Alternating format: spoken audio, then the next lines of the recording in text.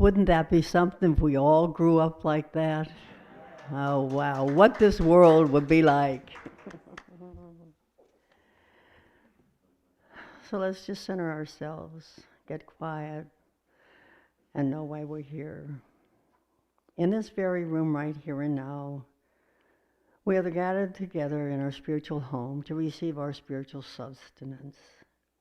I recognize that Spirit, the presence of God, and the power is right here in this very room. It is God. God is everywhere there is. God is everywhere present. God is our guiding light. That oneness that is God is within each one of us, surrounds each one of us. It's one of us. I know that the Spirit presence brings us hope and joy and love and peace and harmony, and I feel it in this room. I bless our media techs as our service runs effortlessly, smoothly.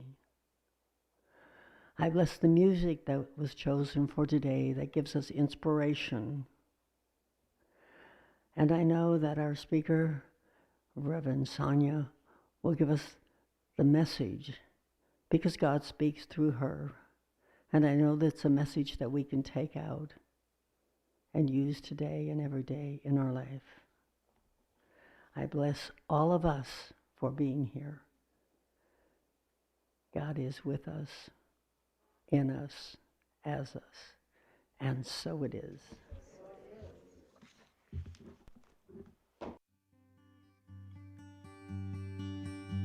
At Center for Spiritual Living Beaumont, we believe in spiritual living. Above all else, it is a philosophy that teaches us how to think and not what to think. We invite everyone to practice this philosophy by living in principle. We believe that God is all there is, and each person's relationship to God is a personal one. Every person, place, and thing, and all the space in between is not only an expression of God, but God itself. All love, peace, and beauty that is God exists within each person right now. Together we are all connected as one. Our faith allows us to apply this philosophy to our lives in every moment of every day. As we live in love, we see love revealed and flowing through the world around us. We act as citizens of this spiritual community at all times. This is how we think. We believe in God, we believe in ourselves, and we believe in you because we believe in spiritual living. We are the Center for Spiritual Living Beaumont.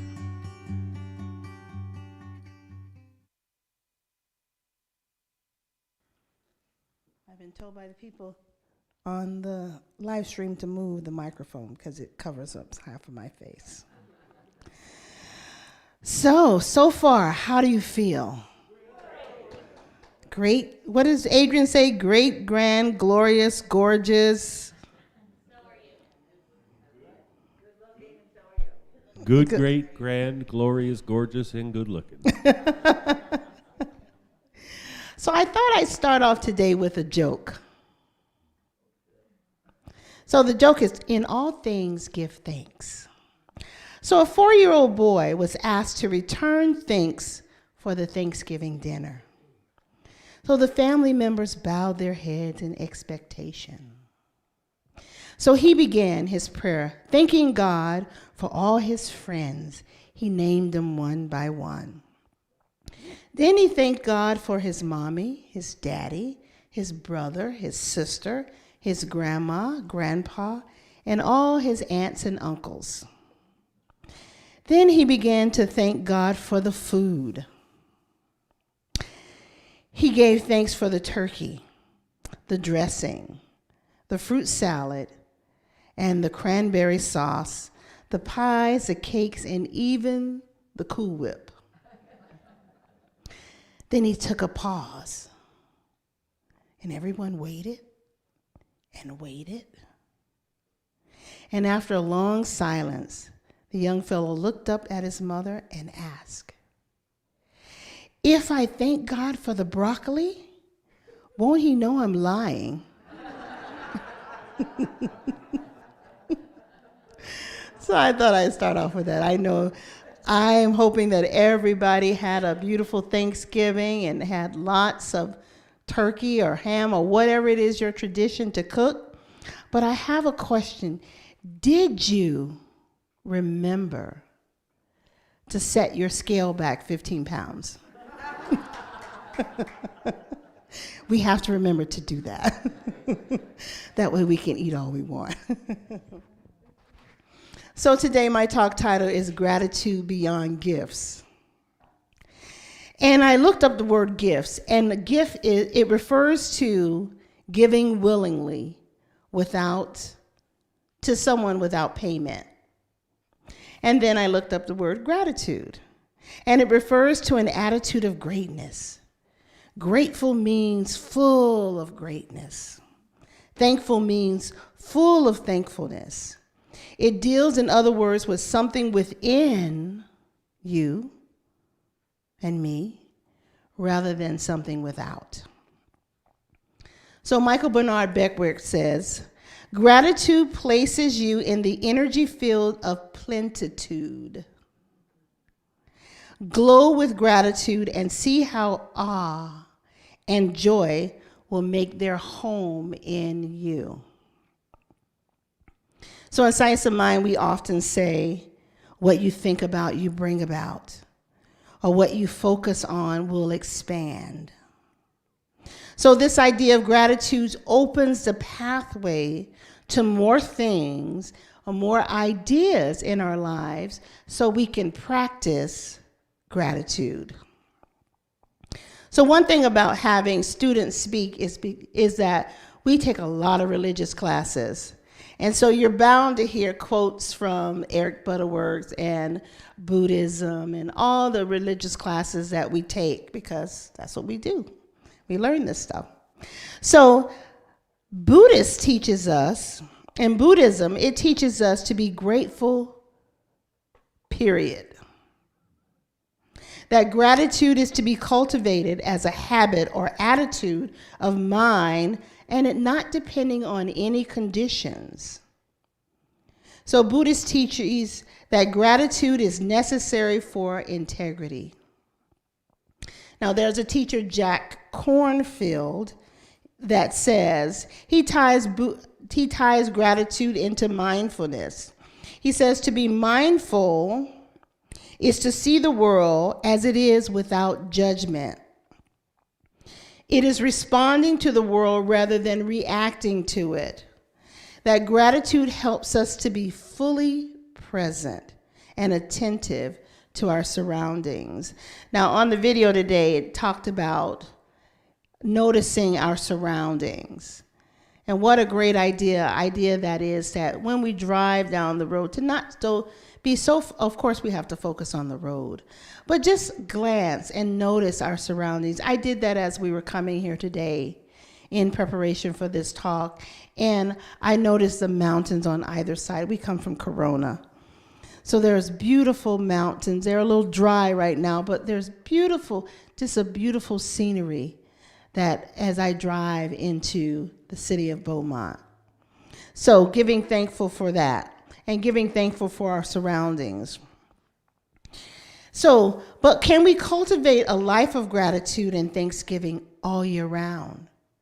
You know, November is a time of Thanksgiving and being thankful and grateful, but can we cultivate that gratitude 365 days a year? Can we make it a foundation on how we live our lives? And can we be grateful or in gratitude for everything? Often we're told to remember to be grateful for our blessings, and for our good fortunes.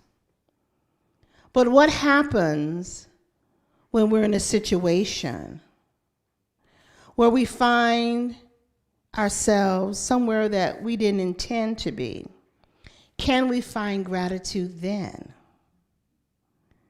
So when we're in that pit of despair, and I'm going to call it HELL, when we're there, can we find gratitude? So in a human sense, what do I have to give thanks for when I'm in that pit? You might say that. I might say that. I'm in this pit. What do I have to be grateful for? What do I have to be grateful for being here? And what do I have to give thanks for?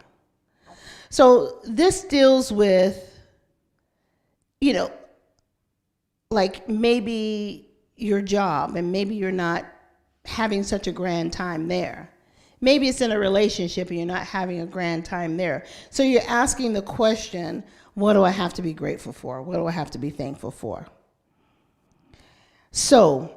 But as we dive deeper into gratitude and thankfulness, we know that it deals purely with the inner state of our mind and the inner flow in our relationship with the divine.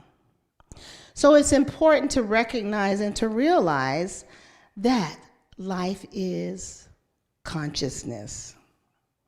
That when we have a consciousness that is related to certain things, like I said, what you think about, bring about.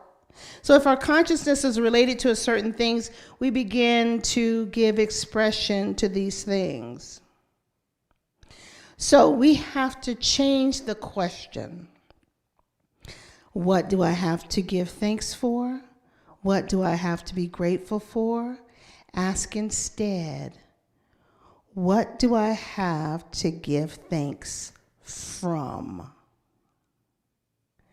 What do I have to be grateful from? Not for. So when we look at it in a sense, we realize, first of all, that we are spiritual beings. First and foremost, that we are a child of God. Those things are number one. This is the foundation of our life, and this is changeless. It is eternal. There is no spot in you that God is not. So I may go through all sorts of difficulties, but this doesn't change the basic truth of my life, of your life, that we are spiritual beings. So in other words, we don't need to be happy about. We don't need to find things to be happy about. We can be happy because we are in tune with the divine flow. In a sense, we do not need something to be grateful for.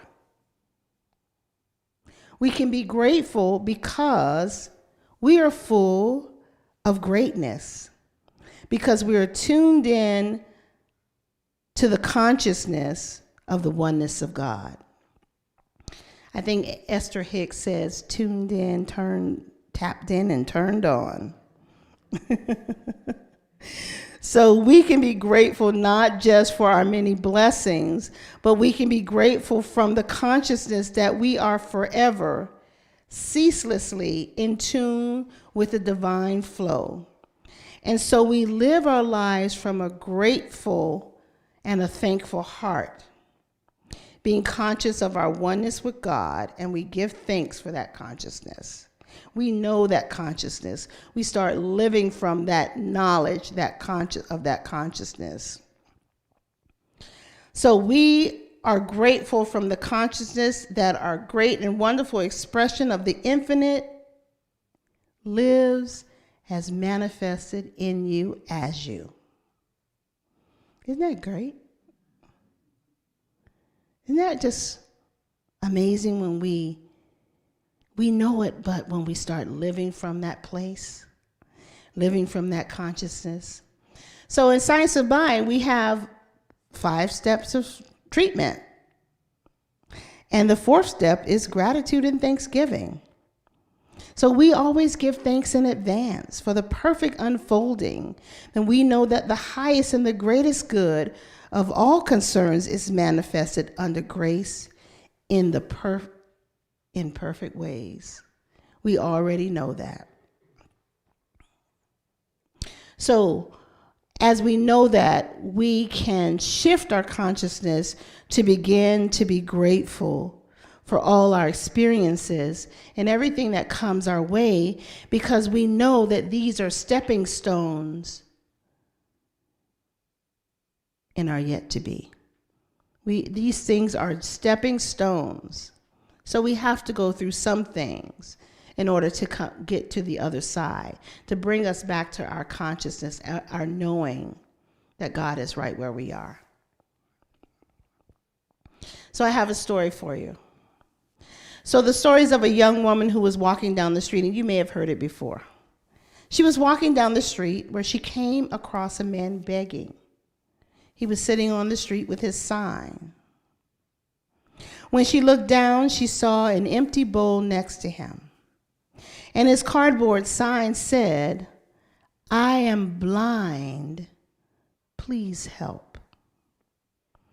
But as she looked up at the crowded streets and everybody rushing by, she noticed that the people were just walking by. It's not without even a glance of this man sitting here. So at that moment, she decided to take action. So she took a pen out of her purse, and she picked up his cardboard sign, and she began to write on the opposite side of what he had on the first side. So when she finished writing the message, she put some change into his bowl, and she walked away. So the blind man, he heard someone writing on his sign, but, he didn't know what it said. But as she walked away, he began to hear change being dropped in his bowl. And so he was happy, but then he got more curious. And so he decided that the next person that came up, he would ask them, "What does the sign say?" Because remember, he's blind. So the blind man was curious what the sign said. So the next person he heard putting money into the bowl, he asked that they read the sign to him. So the man looked down, it was a gentleman, and he looked down and he recited what the sign says. "Today is a beautiful day, and I am so happy that you have the privilege to see it." So this is a reminder of gratitude in our lives. And it also was an opportunity to allow the people walking by to be grateful for what they have, sight. Now, this man wasn't complaining about being blind, but he was so grateful that the young woman had changed the perception, switched the consciousness of what he had written to what she had written, and it changed the consciousness of the people walking by, because they began to be grateful for being able to see the beauty of the day. So sometimes we have to shift our consciousness and shift our perspective. I can never say that word. Perspective. In order to see the gratitude in things, even the things that we're going through that may not be so pleasant. So we are living a magical, mystical journey. So as we cultivate a deeper sense of gratitude for the seen and the unseen, the heard along with the unheard, along our path, we open ourselves up to the beauty of life, just like it's a beautiful day outside. So there are things outside. When I say the seen and the unseen, there are things going on that we don't even see, but we can be grateful for it because it's a part of this whole thing called life. This thing called life. We have a symbiotic relationship with this beautiful earth of ours. So how do we shift into gratitude? Well, first of all, I want to give you an opportunity to, when you see someone on the street. So, as a demonstration of gratitude and appreciation, whenever you see someone who appears to be in need, and we're going to probably begin to see a lot of that now that as we get closer to the Christmas holiday. You know, if you see someone struggling, homeless, just offer a smile of acknowledgement outwardly to them, and you can bless them silently from the inside.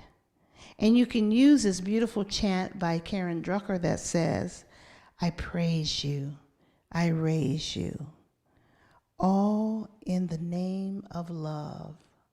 So I invite you to do that. And I'm going to write that down as well for myself, and I'm inviting myself to do it as well. So when I see someone in need, I can bless them by saying, I praise you, I raise you, all in the name of love. But a few things that I want you to take home with you today.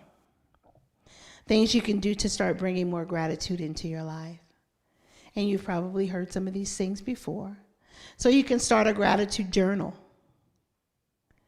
And sometimes it says, write down as many things as you can think of. I'm not going to say, write down 10 things that you're grateful for. Because maybe at that moment you can't think of 10 things. But write down what you're grateful for.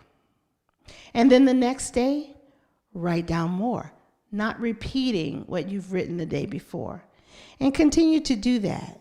So you might start with a list of people that you're grateful for, your pets, your family members. You might be grateful for your home, your health, your food.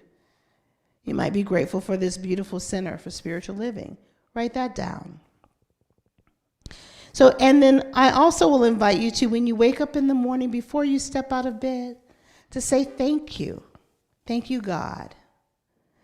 So Meister Eckhart says, if the only prayer you ever prayed was thank you, that would suffice. And so the next time that you sit to enjoy a meal,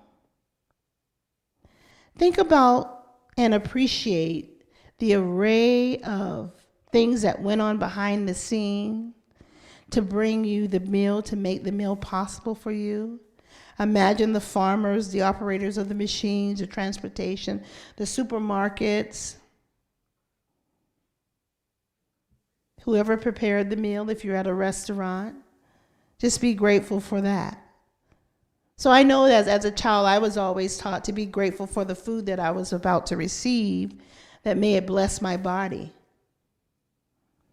And thank the life that was given up for that nourishment that I can appreciate and enjoy. And again, if you have driven here and not noticed the beauty of the mountains or the flowers or whichever way you came from, I invite you to do that as you walk out of here and get in your cars to go home. Just notice the beauty around here, the beauty of the rose garden out there, the beauty of this center. So I invite you to do that as well. So take some time to do that, to notice what's around you. So be grateful for the divine creativity that is out there, the divine intelligence that created it out of itself. We were created out of itself. Everything was created out of itself. So give thanks for that divine intelligence that comes in the form of a multitude of different ways. And we can be grateful for that.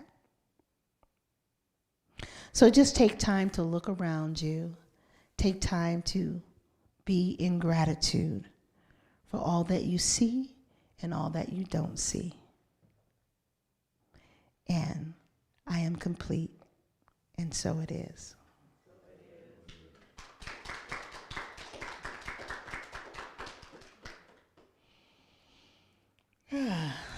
My heart is so full, and I am so grateful for all of you.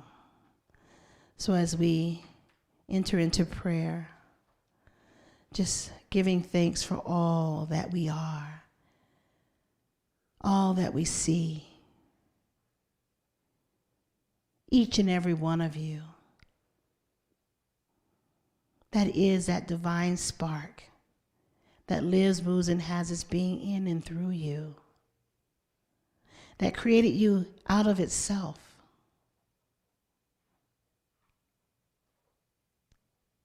That created you out of pure love.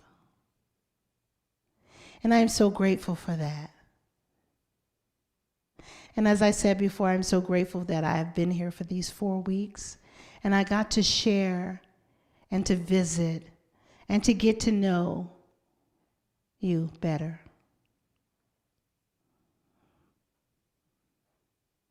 So giving thanks for the CSL Beaumont and all that you do, that you are a beacon of light in this community.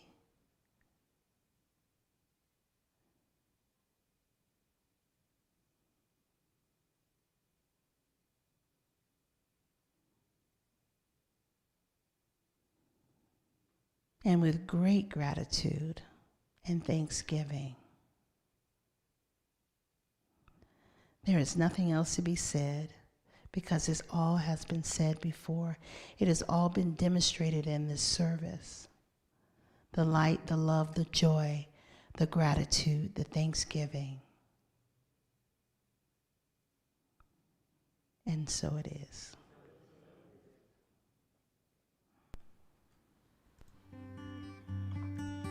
Thank you for joining us for our Sunday service. Please remember to like, comment, and share this video on Facebook, YouTube, and any other social media you are a member of. To donate to CSL Beaumont, you can text GIVE to 951-420-6909, or you can visit our website at cslbeaumont.org and click the donate button at the top or bottom of the page. You can also mail your donation to CSL Beaumont, 802 Maple Avenue, Beaumont, California, 92223. Have a blessed day, and namaste. We're going to do